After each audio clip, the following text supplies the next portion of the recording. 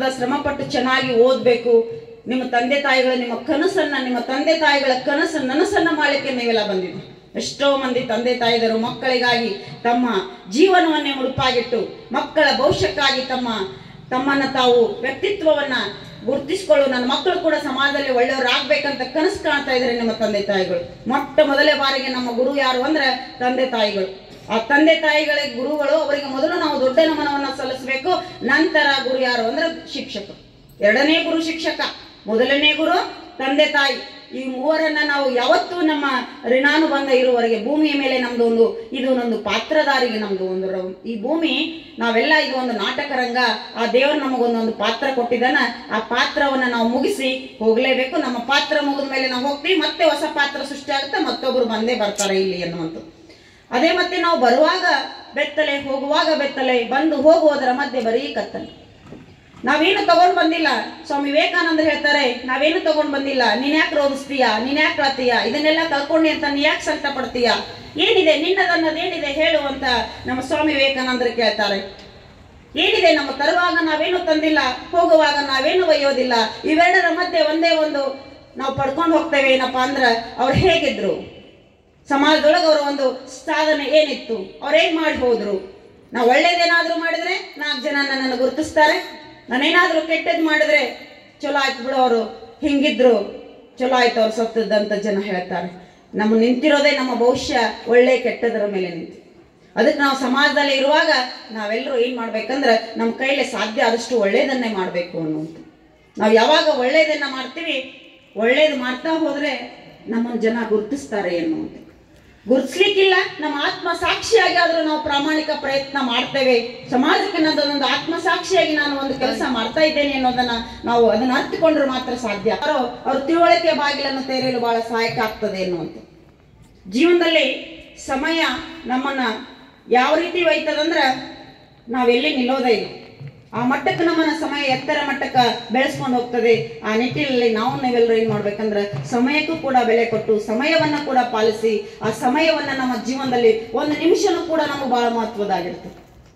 ನೀವು ಆಶ್ಚರ್ಯ ಆಗ್ಬೋದು, ನಾನು ಬೆಳಗ್ಗೆ 9:30 ಗಂಟೆಗೆ ಸ್ಕೂಲಿಗೆ ಹೋದ್ನಿ ಅಂದ್ರೆ ಸಾಯಂಕಾಲ 5 ಗಂಟೆಗೆವರೆಗೆ ನಾನು ಸ್ಕೂಲ್ ಒಳಗೆ ನನ್ನ ಕೆಲಸ, ಮಕ್ಕಳ ಮಧ್ಯದಲ್ಲಿ ನಾನು ಇರ್ತೇನೆ.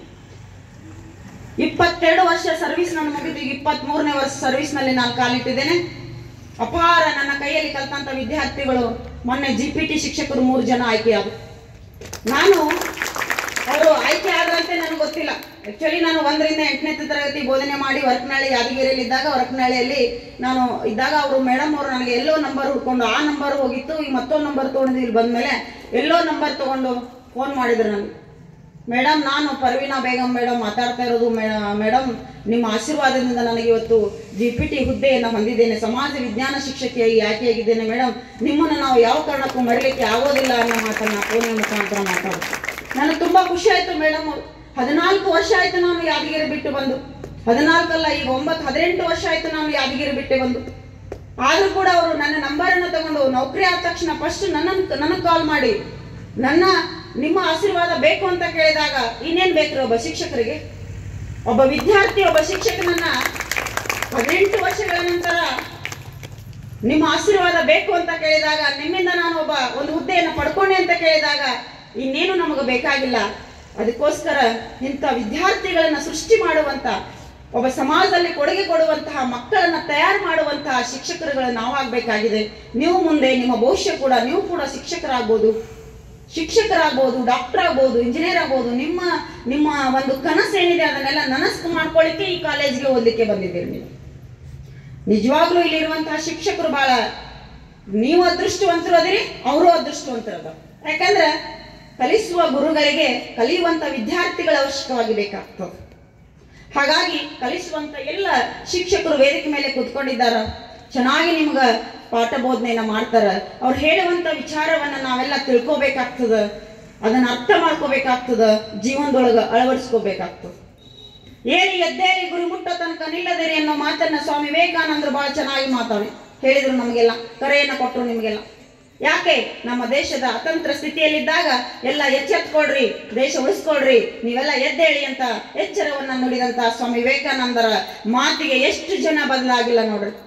ಅವರ ಪ್ರೇರಣೆಯಿಂದ ಎಷ್ಟೋ ಜನರು ಇವತ್ತು ಅತ್ಯಂತ ಸಾಧನಾಸ್ಪೂರ್ವಕವಾಗಿ ಬೆಳೆದಿದ್ದಾರೆ. ಅಂಥವರ ಮಾತುಗಳು ನಮ್ಮ ಜೀವನದೊಳಗೆ ಏನು ಮಾಡ್ಕೋಬೇಕಂದ್ರೆ ನಾವು ಅಳವಡಿಸ್ಕೋಬೇಕಾಗ್ತದ, ಅದನ್ನು ನಾವೆಲ್ಲ ಬೆಳೆಸ್ಕೋಬೇಕಾಗ್ತದ, ಉಳಿಸ್ಕೋಬೇಕಾಗ್ತದೆ. ಅದಕ್ಕೆ ನೀವೆಲ್ಲ ನಿಮ್ಮ ಭವಿಷ್ಯವನ್ನ ಬಹಳ ಎತ್ತರ ಮಟ್ಟಕ್ಕೆ ಒಯ್ಯಿರಿ. ನಿಮ್ಮ ತಂದೆ ತಾಯಿ ಕನಸನ್ನು ಕೂಡ ನೀವು ನನಸು ಮಾಡ್ರಿ. ನೀವು ಕಟ್ಟಿಕೊಂಡು ಬಂದಂತಹ ಕನಸು ಈ ಶಿಕ್ಷಕರ ಮುಖಾಂತರ ನೀವೆಲ್ಲ ಅದನ್ನ ಉಳಿಸ್ಕೋರಿ. ಅದನ್ನ ನಿಮ್ಮ ಜ್ಞಾನವನ್ನ ಉಣಬಡಿಸ್ಕೊಂಡು ಅದನ್ನ ನೀವು ಕೂಡ ನಾಳೆ ಒಂದಿನ, ನಾನು ಇವತ್ತು ಇಲ್ಲಿ ನಿಂತು ಮಾತಾಡದೆ, ನೀವು ಒಂದಿಲ್ಲ ಒಂದು ದಿನ ಇಂತಹ ವೇದಿಕೆ ಮೇಲೆ ನಿಂತು ಮಾತಾಡುವಂಥ ಮಕ್ಕಳಾಗಬೇಕು, ನೀವೆಲ್ಲ ವಿದ್ಯಾರ್ಥಿಗಳಾಗಬೇಕು ಅನ್ನೋದು ನಮ್ಮ ಕನಸು. ಅದನ್ನು ನೀವು ಆಗ್ತೀರಿ ಅನ್ನೋದನ್ನು ಕೂಡ ಈ ಸಂದರ್ಭದಲ್ಲಿ ಹೇಳಕ್ಕೆ ಬಯಸ್ತೇನೆ. ಇಲ್ಲಿ ನಿರ್ಮಲಾ ಬಿರಾದಾರ್ ವಿದ್ಯಾರ್ಥಿ ನನ್ನ ಕೈಯಲ್ಲಿ ಕಲಿತಂಥ ವಿದ್ಯಾರ್ಥಿನಿ. ಈ ಕಾಲೇಜಿನಲ್ಲಿ ಕೂಡ ಅವಳು ಓದ್ತಾ ಇದ್ದಾಳೆ. ನಾನು ಬಂದ ತಕ್ಷಣ ಅವಳು ನೋಡಿ ಖುಷಿ ಆಯಿತು. ಯಾಕಂದ್ರೆ 1ರಿಂದ 7ನೇ ತರಗತಿ ಕಲಿತು ನನ್ನ ಕೈಯಲ್ಲಿ ಬಳಗಾನೂರಿನವಳು. ನಾನು ಕೂಡ ಬಳಗಾನೂರಿನಲ್ಲೇ ಸೇವೆಯನ್ನು ಸಲ್ಲಿಸ್ತಾ ಇದ್ದೇನೆ. ನಿಜವಾಗ್ಲೂ ಬಳಗಾನೂರಿಗೆ ಬಂದ ಮೇಲೆ 9 ವರ್ಷ ಆಯಿತು ನಾನು ಬಳಗಾನೂರಿಗೆ ಬಂದು. ನಿಜವಾಗ್ಲೂ ಆ ಊರು ನನ್ನ ತವರು ಮನೆ ಆಗಿದೆ ಅಂತ ಹೇಳ್ಕೊಳ್ಳಿಕ್ಕೆ ನೆನೆಸ್ತಾ ಇದೆ. ಯಾಕಂದ್ರೆ ಆ ಊರಿನ ಎಲ್ಲ ಪಾಲಕರು ನನ್ನ ಮೇಲೆ ಇಟ್ಟಂತ ಗೌರವ, ನನ್ನ ಮೇಲೆ ಇಟ್ಟಂತ ಪ್ರೀತಿ, ನನ್ನ ಮೇಲೆ ಇಟ್ಟಂತ ವಿಶ್ವಾಸವನ್ನ ನಾನು ಉಳಿಸ್ಕೊಂಡು ಬರ್ತಾ ಇದ್ದೇನೆ. ಕೊನೆಯವರೆಗೂ ಆ ಪ್ರೀತಿ ಅದು ಶಾಶ್ವತವಾಗಿರ್ತದೆ ಅನ್ನೋ ಮಾತನ್ನ ಕೂಡ ಹೇಳಕ್ಕೆ ಬಯಸ್ತಾ ಇದ್ದೇನೆ. ಯಾಕಂದ್ರೆ ಒಬ್ಬ ವ್ಯಕ್ತಿ ಎಲ್ಲಿಂದ ಬರ್ತೇವೆ, ಎಲ್ಲೋ ಬಂದು ಬೆಳಿತೇವೆ, ಎಲ್ಲೋ ಗುರುತಿಸ್ಕೋತೇವೆ. ಆದರೆ ಹೋಗುವಾಗ ನಾವೇನಾದರೂ ಒಂದನ್ನು ಬಿಟ್ಟು ಹೋಗಲೇಬೇಕಾಗ್ತದೆ. ಅಂಥದ್ದನ್ನು ನಾವೇನಾದರೂ ಒಂದು ಮಾಡಬೇಕು ಅನ್ನುವಂಥದ್ದು. ಮೇಡಮ್ ಅವ್ರು ಹೇಳಿದ್ರು, ಸಾಕಷ್ಟು ಪ್ರಶಸ್ತಿಗಳು ಸಿಕ್ತು, ರಾಜ್ಯ ರಾಷ್ಟ್ರ ಮಟ್ಟದ ಪ್ರಶಸ್ತಿಗಳು ಸಿಕ್ತು ಅಂತ. ಅದೆಲ್ಲ ಪ್ರಶಸ್ತಿಗಳು ನನಗಾಗಿ ಅಲ್ಲ, ನನ್ನ ಪ್ರೀತಿಯ ಮುದ್ದು ಮಕ್ಕಳಿಗಾಗಿ ನಾನು ಮಾಡಿದ ಸೇವೆಗಾಗಿ ಆ ಮಕ್ಕಳ ರೂಪದಲ್ಲಿ ಆ ಭಗವಂತ ನನಗೆ ಕೊಟ್ಟಿರುವಂಥ ವರ ಅಂತ ನಾನು ತಿಳ್ಕೊಂಡಿದ್ದೇನೆ ಅನ್ನುವಂಥ. ನಮ್ಮ ಬೆಳಗ್ಗೆ 9 5 ಗಂಟೆ ತನಕ ಶಾಲೆಯಲ್ಲಿ ಕೆಲಸ ಮಾಡಿ ಇನ್ನೂ ನಾನು ಮನೆ ಮುಟ್ಟಿರೋದಿಲ್ಲ. ಮತ್ತೆ ನನ್ನ ಮಕ್ಕಳು ಬ್ಯಾಗ್ ತಗೊಂಡು ನನ್ನ ಮನೆಗೆ ಬರ್ತಾರೆ ಓದಲಿಕ್ಕೆ. 5:30 ಕೂತವರು 8 ಗಂಟೆವರೆಗೂ ನನ್ನ ಮನೆಯಲ್ಲಿ ಮಕ್ಕಳು 50ರಿಂದ 60 ಮಕ್ಕಳು ನನ್ನ ಮನೆ ಮೇಲೆ ಮುಂದೆ ಕೂತ್ಕೊಂಡು ಹೋಮ್ವರ್ಕ್ ಮಾಡಿ ಪಾಠ ಏನು ಹೇಳಿದೀವಿ ಅದನ್ನೆಲ್ಲ ಬರ್ಕೊಂಡು, ಏನು ತಿಳಿಲಿಲ್ಲ ಅಂದ್ರೆ ಅದನ್ನೆಲ್ಲ ಕೇಳ್ಕೊಂಡು ಮಕ್ಕಳು ಏನು ಮಾಡ್ತಾರೆ ಅಂದ್ರೆ ಮನೆಗೆ ಹೋಗ್ತಾರೆ. ಅದು ಜೋರಾವರಿ ಮಾಡಿ ಕಳಿಸ್ಬೇಕು, ನಾವು ಮನೆಗೆ ಹೋಗ್ರಿ ಮನೆ ಪಾಲಕರು ಕರೀತಾರೆ ಅಂತ. ಅಷ್ಟೊಂದು ಪ್ರೀತಿ ಮಕ್ಕಳು ನಮ್ಮ ತೋರಿಸ್ತಾ ಇದ್ದಾರೆ. ನಾವು ಕೂಡ ಆ ರೀತಿ ಮಕ್ಕಳನ್ನ ಏನು ಪ್ರೀತಿಸ್ತಾ ಇದ್ದೇವೆ. ನೋಡ್ರಿ, ಪ್ರೀತಿ ಜೀವನದ ಮೊದಲ ಪುಟ, ಸಾವು ಜೀವನದ ಕೊನೆಯ ಪುಟ. ಪ್ರೀತಿ ಜೀವನದ ಮೊದಲ ಪುಟ, ಸಾವು ಜೀವನದ ಕೊನೆಯ ಪುಟ. ಪ್ರೀತಿ ಎಲ್ಲರಿಗೆ ಸಿಗೋದಿಲ್ಲ, ಸಾವು ಎಲ್ಲರಿಗೆ ಬರ್ತದೆ. ಸಾವು ಎಲ್ಲರಿಗೆ ಬರ್ತದೆ, ಆದರೆ ಪ್ರೀತಿ ಎಲ್ಲರಿಗೆ ಸಿಗೋದಿಲ್ಲ. ಅಂತಹ ಪ್ರೀತಿಯನ್ನು ನಾವೇನ್ ಮಾಡ್ಬೇಕಂದ್ರೆ ಪಡ್ಕೋಬೇಕಂದ್ರೆ ನಮ್ಮ ಶ್ರಮ ಬಾಳ್ಬೇಕಾಗ್ತದ. ಇವತ್ತು ಅಂತಹ ಪ್ರೀತಿಯನ್ನ ನಿಮ್ಮ ಈ ಒಂದು ಮದರಿ ಸಂಸ್ಥೆಯವರು ಕೂಡ ನನಗೆ ನೀಡಿದ್ದೀರಿ. ಅವರಿಗೆ ಮತ್ತೊಂದ್ಸಲ ನಾನು ತುಂಬ ಹೃದಯದ ಧನ್ಯವಾದಗಳನ್ನು ಅರ್ಪಿಸ್ತಾ ಇದ್ದೇನೆ. ಪ್ರೀತಿ ಬಹುದೊಡ್ಡವಾಗಿರುವಂಥದ್ದು. ಸಂಬಂಧಗಳ ಬೆಸುಗೆಯನ್ನು ನಾವು ನೋಡ್ತೇವೆ ಪ್ರೀತಿ ಒಳಗೆ. ಒಂದಿಷ್ಟು ಮಂದಿ ಪ್ರೀತಿಯನ್ನ ಅಪಹಾರ್ಥ ರೂಪದಲ್ಲಿ ಒಯ್ತೇವೆ. ಯಾಕಂದ್ರೆ ಅದರ ಅರ್ಥ ಒಂದಿಷ್ಟು ಜನ ಗೊತ್ತಿರೋದಿಲ್ಲ. ತಾಯಿನ ಪ್ರೀತಿಸ್ಬೋದು, ತಂದೆಯನ್ನ ಪ್ರೀತಿಸ್ಬೋದು, ಗುರುಗಳನ್ನ ಪ್ರೀತಿಸ್ಬೋದು, ಸೋದರ ಸೋದರಿಯರನ್ನ ಪ್ರೀತಿಸ್ಬೋದು. ಎಲ್ಲರಿಗೂ